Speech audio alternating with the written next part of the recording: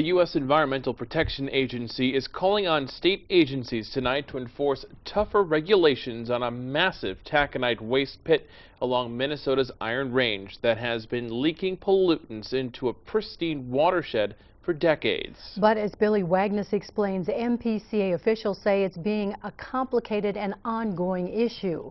Last month, the EPA said that the state's proposed plan for the 13-square-mile Minntac tailings basin is not up to par with the Federal Clean Water Act, passed in 1972 to improve wastewater treatment and protect wetlands. The tailings basin, which holds polluted water from decades of mining, is considered by the Minnesota Pollution Control Agency to be the state's highest priority mine site in need of a new environmental permit. But their past permit expired in 1992. And we've been trying to work with U.S. Steel to make progress and to gain enough knowledge about the site to make it possible to fill in the blanks that we needed to draft a permit.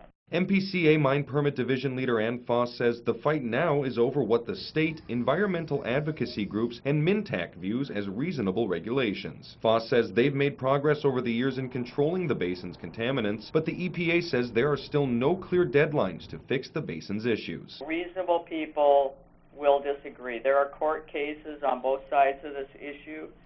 It's a complicated issue. Paula Maccabee is an attorney and advocacy director for the environmental advocacy group Water Legacy. She says they're hoping the MPCA will listen to the EPA and shoot for a mid-course correction. And that mid-course correction would say, yes, we're going to apply the Clean Water Act, and we're going to actually set up some enforceable times when that standard must be met. Maccabee says Minntac is also not dealing with a unique issue. Rather, she says state agencies have a history of being afraid to tackle environmental issues with big mining operations. And that's taconite mines, where we believe that with a proper regulation, taconite mines can control pollution. Maccabee says these issues only highlight a need for the state to hold off on proposed projects like the Polymet copper-nickel mine near Hoyt Lakes. What are we doing? Thinking of allowing copper-nickel mining, which is a new and a different and a more toxic kind of mining. Let's first get our house in order. Voss says the MPCA expects to publicly release a permit proposal at the end of the month, which will undergo public comment. In Mountain Iron, Billy Wagnes for KBJR 6 and Range 11.